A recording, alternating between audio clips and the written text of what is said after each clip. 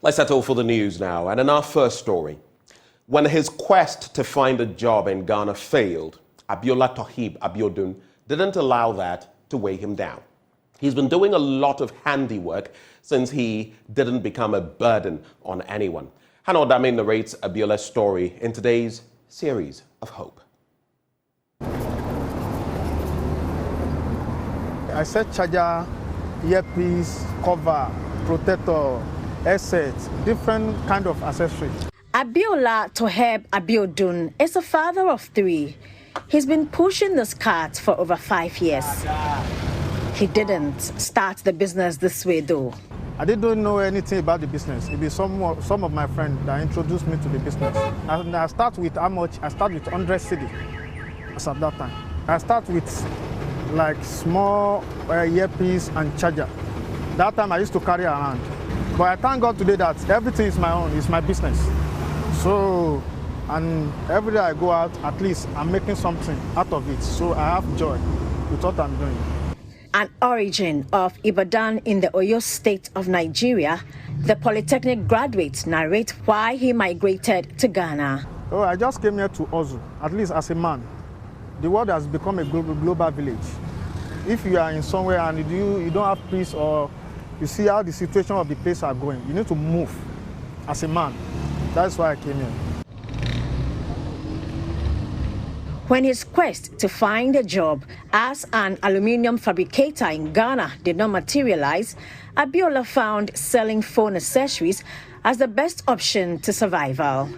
My plan is that if I will apply for company to continue the aluminium work. So, and as I came here, I applied for some company, so they didn't take me. So that's why I started this one. Narrating his daily routine, Abiola was hopeful he will soon open his own shop. Sometimes I close around 11:30 in the night. So, and I go to the market maybe sometimes around 2:30. That's how I start. I can continue with this forever because this one is a business. For year two, if I get shop, I'm planning to rent shop for Newtown. If I get shop, I will make it in a big way, and I'll start from there. Guided by his philosophy of life, Abiola says he's not for once regretted any step that he's taken in ensuring his wife and children are well taken care of. I'm not feel disappointment because as a man, you need to be growing every day. So as I start this one, I'm even happy that I get something that I'm doing here. So as I start from that, I never regret for one day. Because I thank God that I start this one as at that time, and this business has helped me a lot. It helped me a lot as at that time. So gradually, now I get where they say, just sometimes I just move around small and I pack for them and sell. Till the evening time I go close. And he does well to spend the money from his hustle with his family. Because I make them happy. Sometimes if I close, I'm going out. I used to buy something for them. Sometimes we go to Labadi Beach. Sometimes if I get money, sometimes we go to Bola Beach. Sometimes I take them to Medina for airport side. So sometimes we used to go out like that to go and enjoy ourselves. Abiola believes self-determination should be embraced by the youth, most especially as they pursue their goals in life. As a man or woman, you need to hustle for yourself. And the thing I see for it is that you need to believe in yourself, whatever you are doing. And you need to continue doing what you know to do more. Because the time I start, it's been tough. The time I start, it is very tough somehow. But I continue the struggle. Sometimes it will be there somehow, but I continue. But the thing I believe is that one day God will help me. But now He helped me because I thank God that I have something that I'm doing. If you come here, you can't just day street be roaming about. You need to find something to do as a man. Don't follow people, because the time I came here, I saw many people, they are doing another thing. But for my mind, I make my mind say, I won't put my hand for any bad thing. So I just face what I'm doing. So this is where I am today. Abiola go back to settle in Nigeria. The aluminium work is my handwork, where I learn.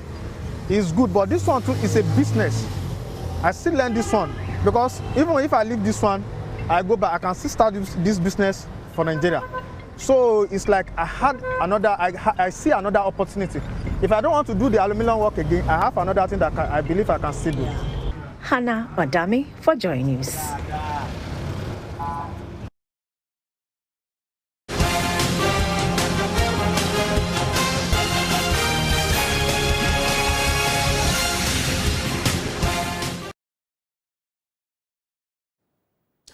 Let's talk politics now. And the Ashanti Regional Chairman of the governing New Patriotic Party, Bernard Entwi-Buesiako, has announced that chiefs and chairmen from all constituencies in the Ashanti region have pledged their support for Vice President Dr. Mahmoud Bawumia. He says these chiefs and chairmen have committed to covering all associated costs, including transportation and meals, for the delegates attending the Congress as a gesture of their support for him. Samuel Mbura of our political desk has more in this report. Vice President Dr. Mahmoud Bawumia received a rousing welcome during his rally in his home region, Northeast region, where the crowd included chiefs, imams, and influential community leaders. In his address, Dr. Bawumia compared himself to a star striker of a World Cup winning team, emphasizing that the 2024 general elections require someone of his caliber to build on the MPP's achievements. 2024 election The 2024 election is like a World Cup final between the NPP and NDC. When you are going for such competitions, you will need a striker that can score goals for the team.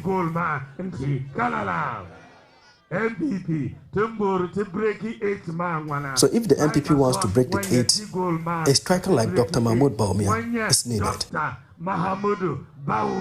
Ashanti Regional Chairman Wontumi expressed unwavering support for Dr. Bawumia's candidacy, stating that all constituencies in the region are firmly behind him and promising a significant vote in the November Congress. We have appetite. We have the appetite.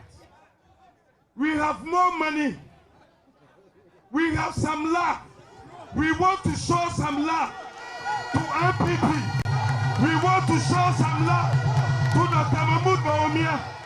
We want to show some love and send a signal to NDC. So Ashanti region, we are taking all the cost of the election of November 4th. Deputy Majority Chief Whip Habib Idris and Hassan Tampoli, MP for Bushegu, confirmed that all Northern MPs are endorsing the Vice President. Just like Chairman is daring us, I want to assure you, Ashanti Regional Governor, that we in the North, and I'm talking about Northern Region, Northeast Region, Savannah Region, Upper East, and Upper West, we have taken up the bill for His Excellency, the Vice President of the Republic of Ghana. Additionally, Northeast Regional Chairman of the MPP, Nuruddin Fuseni, assured a repeat of the 100% vote for Dr. Bawumia as seen in the Superdelegates Congress. Northeast Region, if there was to be 100+ % in election, Northeast Region would have given the Vice President 100+ election. So we are ready for the 4th, and 4th is going to be a day of difference between all the regions. Since we are first, we will always be first.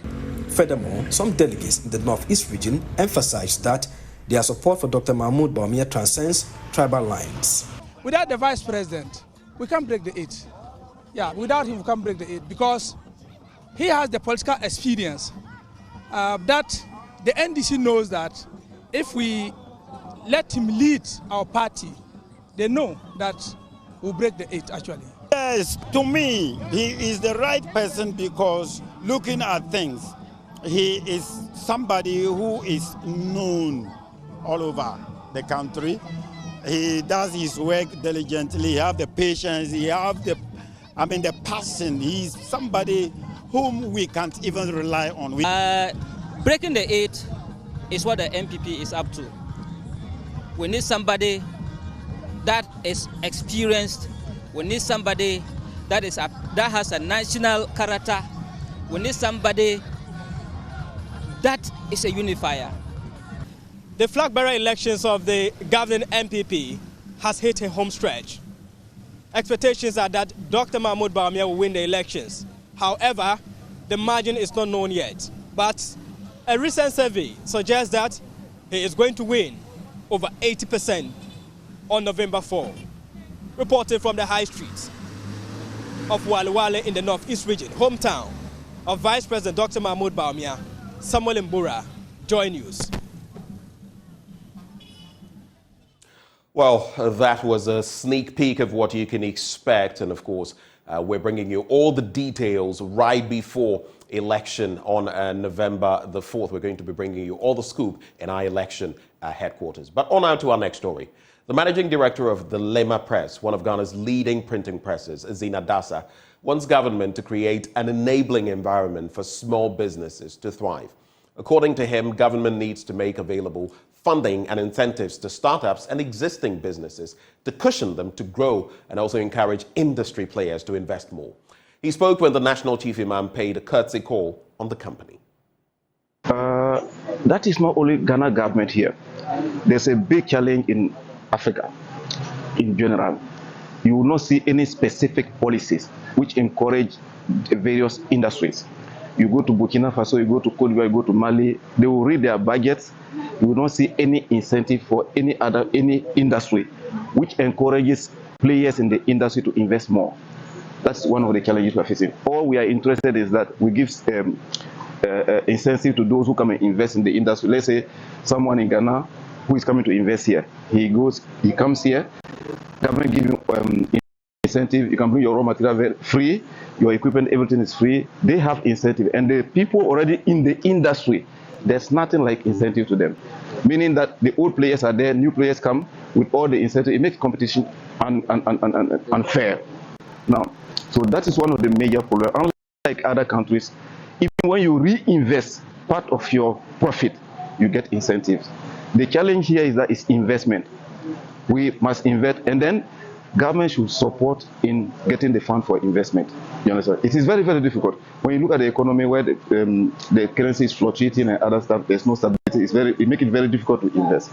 And we need to have incentive. The more you employ, you have incentive. The more you reinvest into the business, you have incentive. The more you innovate through technology, you have incentive. These are things which are very, very important.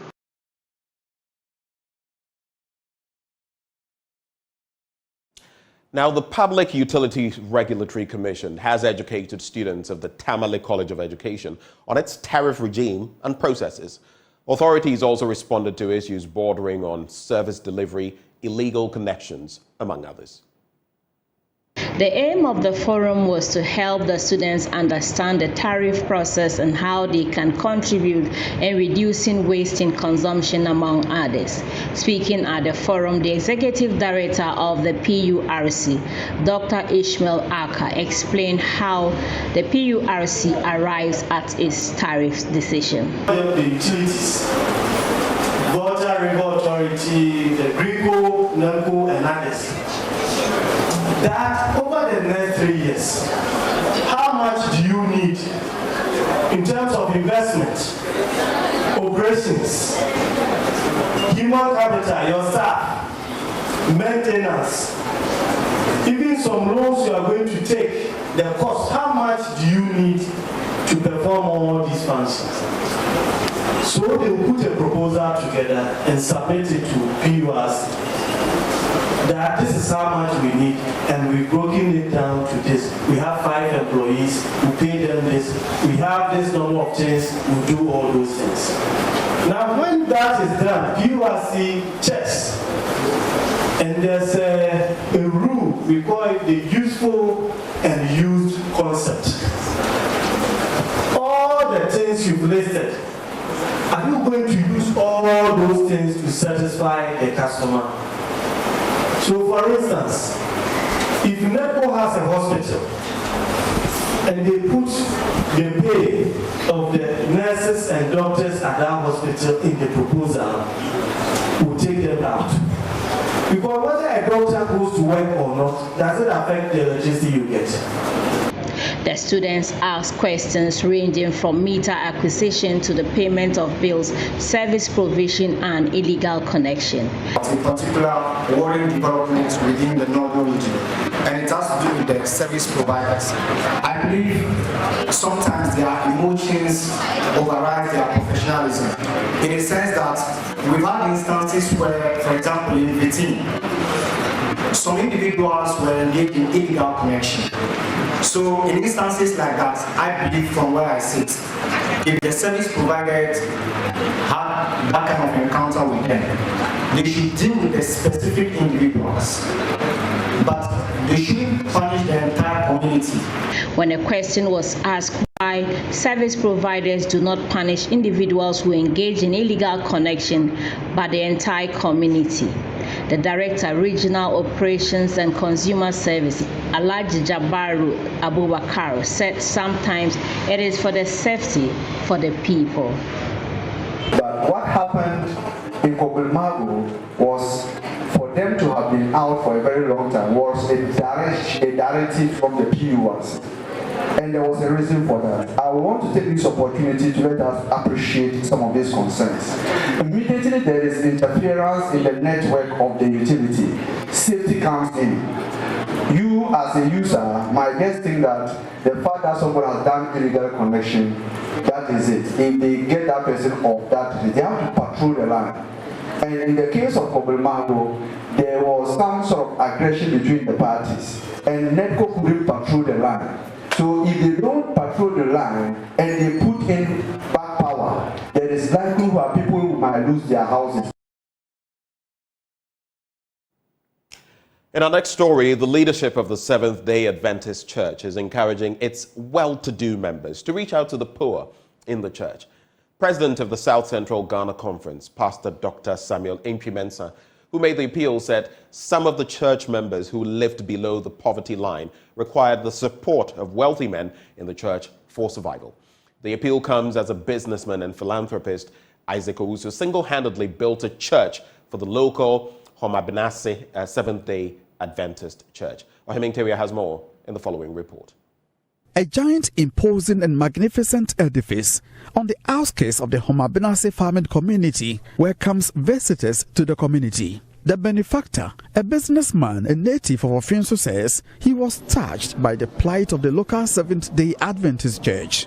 Isaac also says he was in the community in 2020 to worship with the local congregants, only to be told they could not use the local basic school for church activities.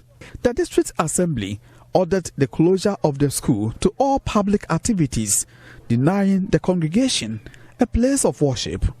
Mr. Owusu intervened with the construction of the new church.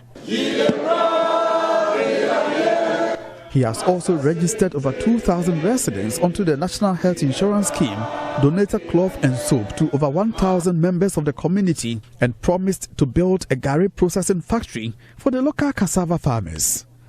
He has also promised to extend the gesture to yet-to-be-named community. I have to thank God for giving us life. I think barely 3 years ago, I came to the church, that's from Abinasi Church, and because of the COVID, they were not worshiping in the classroom again. So that day it rained, and when I came, there was no church. So in fact, that touched me, and I said, well, let me put up something for the entire community so that they can worship in. So it's by the grace of God, I think we have done this for them to worship in, and I think it's good. Well, we did National Health Insurance for 2,000 people, and then the old people here, we donated some clothes and then soaps for them. Now I'm planning of opening a small factory, that's garri factory. I've seen that the people here, they do farming. So the cassavas and those things, they'll bring it and then we process it to garri. And then the MP, fortunately the MP too is a free HS minister. So they can supply the garri to the ministry so that they also get something to ease their life and then it will help. Education Minister and MP for Bosomtwe, Dr. Yao Osei Educhum, who witnessed the commissioning of the church, is touched by the works of Mr. Isaac Owusu. According to him, the government recognizes such benevolence and private participation in national development. I want to first thank God for making us see today. The second gratitude goes to Elder Isaac Owusu for allowing God to use him to bless others. He is the reason why we've all gathered here today. The government does recognize his generosity and benevolence. I am super excited today. Meanwhile, the leadership of the Seventh-day Adventist Church is encouraging its well-to-do members to reach out to the poor. Pastor Dr. Samuel Mensah is president of the South Central Ghana Conference. We feel excited, and then we are so happy that by the grace of God, at this time, God in his own wisdom can touch one of us heart so that can come together and mobilize some resources to put up this gargantuan edifice. It is not something that normally happens in our church, in the sense that most of members have money, they have in abundance, but they have not been into that line, that going for putting up church building, for that matter, for others. And so we want to take this opportunity and thank our Elder Isaac Owusu and the family. We want to take this time to appeal to our members, those among us who God has blessed, that they should also be in a position to help our smaller churches. From Kumasi, for Joy News, Ohime Interior. And that's how we cap off the news this morning. But stay with us. Up next, the news review. We'll be right back.